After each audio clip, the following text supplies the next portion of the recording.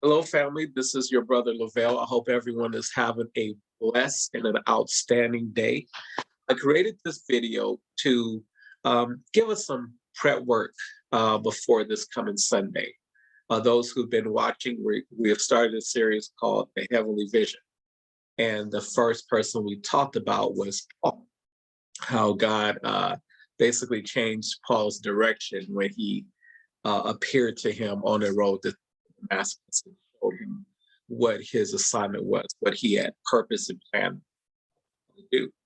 And so taking some of those principles, taking those conversations that God had with Paul, what we're going to do this Sunday is create your heavenly vision statement. What do you mean by that? The Start crafting, start actually putting into words um, why God called you, why He created you, and why are you existing in this time and this season. And so, what we want to do is, as we pray in our own personal God, and there's going to be some questions I'm going to show you to just kind of start thinking those through. So, if you want to journal some of these questions I'm about to give you, that'll be great in preparation for this coming Sunday. Um, so um, why do we want to have a heavenly vision statement? I do believe in writing the vision and making it plain, right? And a lot of times when we write stuff out, it helps us to kind of get into our heart. That's why journaling and different things like that is really helpful. So there's a couple of reasons that I wrote down why we should create a heavenly vision statement. So when I say heavenly vision statement, I'm not talking about just things you want, but thinking back and reflecting on your relationship with God and the different things that's on your heart, the different burdens you may have for other people. Start writing those things down. So why I believe it enhances our intimacy with the Father. It helps us realize that we're not, like I say a lot of times, we're not here for decoration, right? We're here for a purpose, and it helps us, helps brings us focus, clarity. Also helps us with decision making. Kind of like if this is what God put me on earth to do, can't get caught up in other things that might distract. Helps me align my priorities. Because, again, heavenly vision is about what God has in mind for us, not so much what we have in mind for ourselves, but what our Father have in mind for us and what He wants to do through us. And also, uh, praying these things, having these conversations with Father, and even writing it down, it helps us to move forward. Even when we're going through dark seasons and dry seasons and difficult seasons, right? And so it helps us pushing once we have man. And so what I'm gonna ask you to do is take some time. I'm hoping that people are taking time to be with the Lord.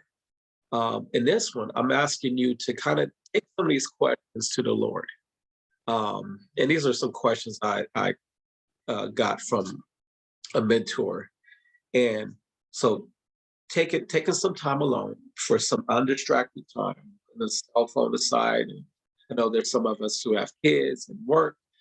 To take some time, I'm not saying how much, but just take some time to kind of with Jesus. Like I said, we want to enter in this with Jesus and having a conversation with Him.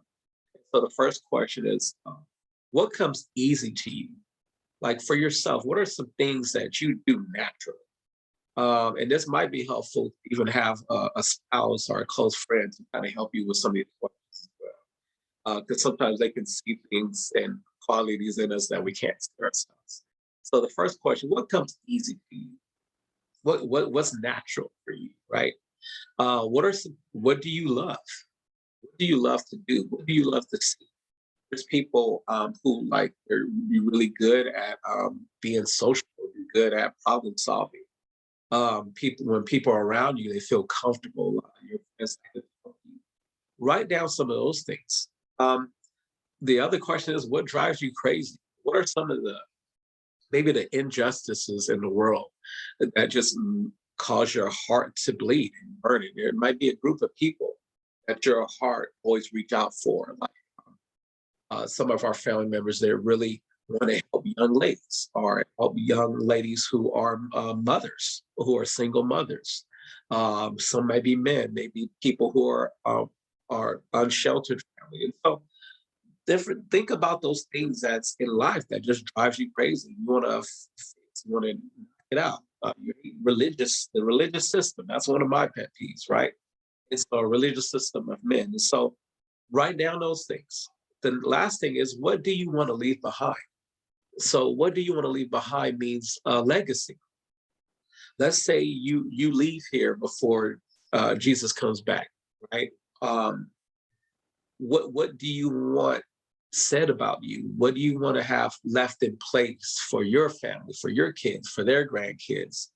Um, right? And so you just about it's about leaving a legacy behind. So I'm gonna ask you again, like I said again, think about these four questions, and other things may come up. You may not even get to the fourth question, but just start writing down some, and I believe you'll start seeing a pattern. You'll start seeing some things um, that may be in you that you may not have realized. And then again, some of you may already have a vision statement. So even for that, to just go back to God is because I believe even writing these down as we grow up in the Lord, you're going to start, some things may be fine tuned or refined, but it's about really getting it started. So again, the idea is to be focused in on what God wants for us. And not what the culture says, but what our King has in mind. So I hope that you would do this, and I want to invite you to join us this Sunday because it'll be more of I would call it a kingdom workshop, right? That we're going to really explore these things as my assignment is to help equip. It's going to help me out to find out what God is doing in your life. Love you, and you all be blessed.